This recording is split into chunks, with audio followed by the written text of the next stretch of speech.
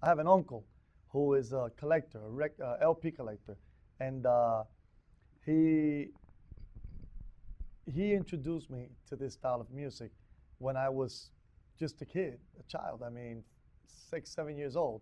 So I grew up listening to him listening to music.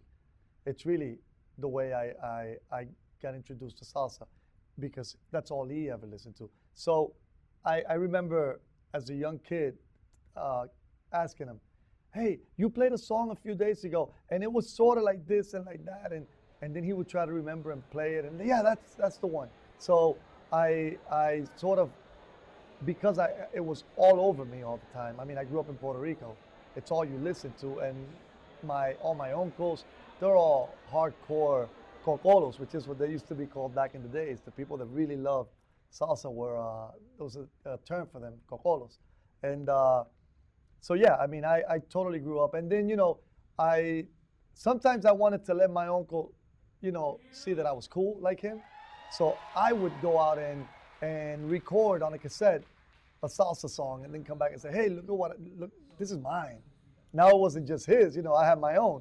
So little by little, it wasn't about showing anybody that it was cool anymore. It's just I really did like that style of music. Tonight, Marlow Rosado. Are you ready for this? He is such an amazing artist, composer, arranger, director. He has won the American Grammy for the Best Tropical Album. Here they are, Marlow Rosado and I went to school for jazz. I love jazz. I love vocal jazz. But I never really became like a rocker or never really got into pop or hip hop.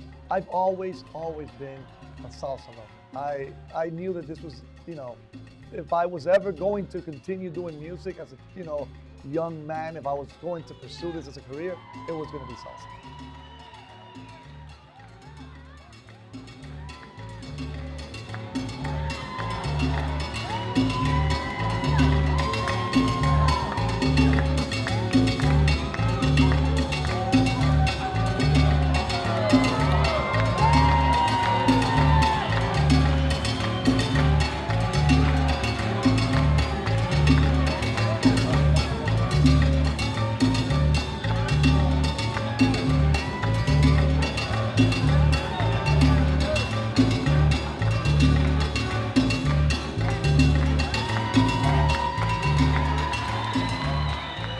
I went to school. I have a degree in education, in music ed.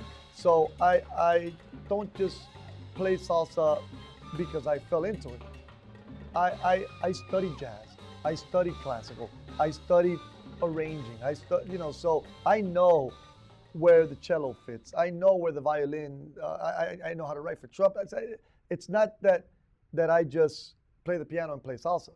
I do have I have a master's degree in education. So in music ed, so there's a whole background of musical instruction and musical education behind me. So if I'm called to do rock, I know how to do it because I know how to do music.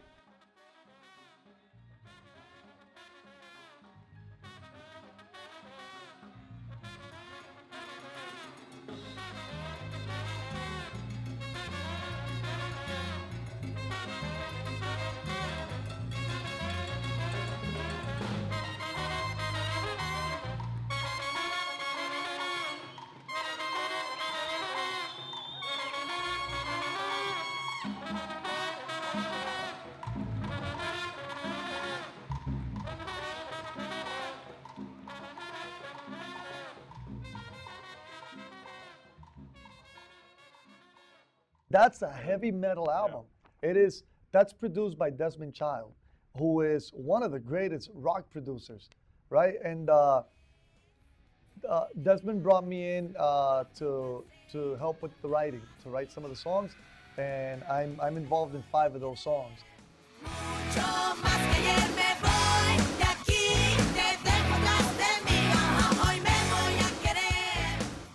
Just about anything that you call me to do. As a producer, I'll do it, and I'll do it as good as I can. But as a listener, as a music lover, if you go into my car right now and turn on the radio, you're gonna hear salsa.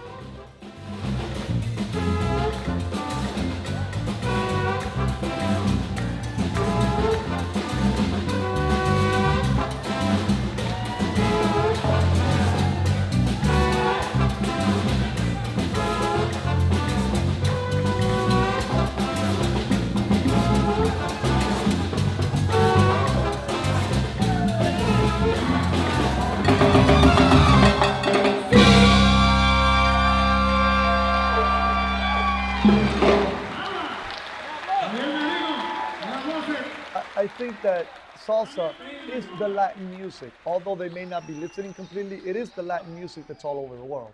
I've traveled, I've been to Nepal, Japan, Korea, London, just got back from Greece. I've been all over the world playing salsa. It's one of the styles of music in the tropical branch of Latin music that is heard all over.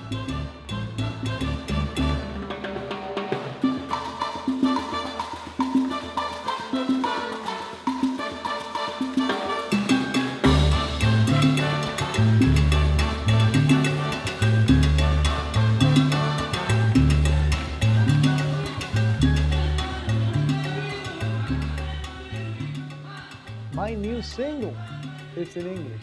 It's salsa in English. So you're asking, you know what's funny? You don't know this. You're asking me a question. It's funny because I am going in the direction that you are thinking we need to go. And that just, what you just said to me proves to me that I'm looking down the right path, right? Because you've just asked me a question, not knowing what I'm coming up with next. My new single, which is already playing up and down the Northeast, we're getting ready to go to New York, Miami, and Puerto Rico now with that single, is in English. It's a great, great song. It's This Love by Maroon 5, and I just did a bang up salsa arrangement on it. We're going to sing our new single, which is a song that you're all going to recognize, and we've just released it in salsa by the voice of our new singer, Jordan Fernandez.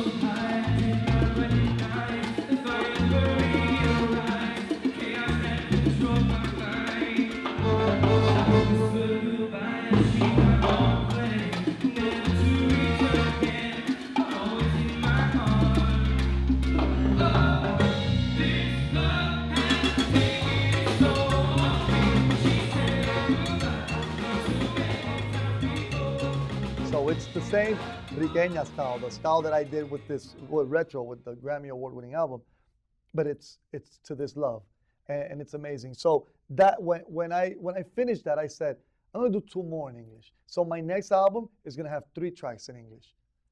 But you know what's funny is that the reason why salsa has taken more than any other tropical style on the American side is because it's jazz.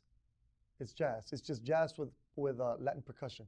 Because if you listen to the horn arrangements, and if you listen to the piano, and if you listen to what the bass player is doing, it's really elaborate jazz harmonies. It's just given a Latin rhythm. And I think that's the one part that the Anglo listener picks up on. And they like it because of that reason. So maybe if now we also bring the lyrics into a place where they can understand it, then maybe we got a hit. So high I did not recognize the fire burning in her eyes, the chaos that controlled my mind. Whispered goodbye as she got on a plane, never to return again, but always in my heart. Spanish is a beautiful language. If I can speak English or speak Spanish, I'm probably going to speak Spanish. I think it's a language that's good for love, is good for passion. You know, we as Latinos are very passionate people, and the language goes with the way we are. Our body movements, our our way of living and our language all, you know, come together and make us, you know, give us that Latino thing that we have, you know, that force that Latinos are. So when you write a song in Spanish, it's almost like French. You know, everything sounds beautiful in French, even though you don't understand. It still sounds pretty. Spanish is that kind of has that kind of impact. But we're not trying to sell this concept to the Anglo market. We're trying to sell a song that they can understand.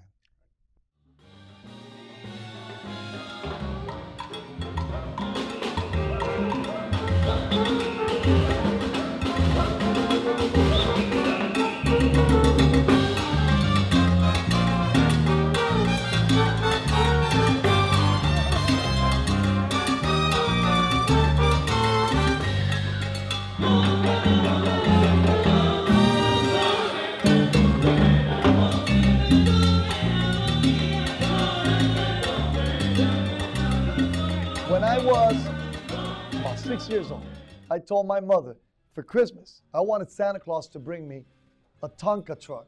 You know those yellow Tonka trucks? And that's what I wanted. So my mother went out, and then a couple of days later, I see this big box under the Christmas tree. And that was the Tonka truck. I mean, you can't see it because it's wrapped up. You know, it's got a Christmas wrapping paper, but I knew that was the Tonka truck. It sat there for about 2 weeks before Christmas Day. And on Christmas Day, I opened it, and it was an organ. And I wasn't disappointed. I didn't understand. This is not a Tonka truck. It's an organ. I didn't ask for this, but I like it, you know. And you know, we pulled it out the box. We built it, put the 4 legs on it. It was one of those organs that you would touch the buttons on the side and get a chord. And I started playing it immediately. And you know, where did she come up with an organ? I mean, I asked her for a Tonka truck. Let's say they didn't have the Tonka truck. Maybe she could have bought me a Mattel truck or any other kind of truck. But she got me I think it was like divine intervention. It was like, you're not gonna get him a Tonka truck. You're gonna get him an organ because this is what he's gonna do for the rest of his life. So ever since then, I have never ever gotten away from playing the piano. After the organ, she got me a small piano, and then I got myself a Spinet, the ones that go up against the wall. And today I have like 12 keyboards, pianos, and things like that. But it was that moment. So to answer your question, I think I would have been a truck driver had I not been a piano player. Had she gotten me that Tonka truck, I would have been driving trucks since. So anyway, thank you so much. Thank you, Mark. And like you said, I'm going to go and get myself all dressed up and ready to go. My name is Jose Arroyo from Levittown, Puerto Rico. How you doing? My name is Luis Rodriguez, the bass player from New York. My name is Gamaliel Reyes. I'm from Rio Piedras, Puerto Rico. And my name is Omar Poveda, trombone player from original Nicaragua, reside in Miami. My name is Luis Reyes. I'm the bongo player for the band, and I'm also from Puerto Rico. My name is Julian Cifuentes from Colombia, trumpet player. Daniel Peña from Santo Domingo, conga player. I think he gives directions on how. I think it goes both ways. Also, yeah. He gives you his direction, and also he lets you be. He lets you develop your own talent and your own way of doing things. Yeah. And at the same time, he keeps you on track. It's a really good balance. I'd say what he does is he knows what he wants. He knows what sound he wants. He knows what he wants on his production, on his band, and he uses our talent in that direction. Like all the guys say, Marlow is a guy that, he gives us the idea. He gives us, okay, I want this, but from there he lets us be, So it's us, making this happen, It's everyone here has a part of making that sound of La Riqueña, We also work with other people. I personally am a musical director and also a musical producer in studio work and everything. Also, all of us work in different projects as musicians in studios. We all, Julian back there, he's a musical arranger himself. Louis and the end over there, bongo player, he's a percussion teacher. Somar is one of the top bone players here. And, you know, Joe is like, that voice is like, he goes around like, you know. Louis is also with other big name bands also that work, you know, as a bass player. So, you know, pretty much everybody. Danny he's all over. You know, Danny is all over the internet. Worldwide, he's worldwide. He has a new project coming soon too. Stay tuned. Yeah. Okay. Daniel Peña is coming now with something soon. This is La Riqueña, and you're watching Conga TV. Vaya.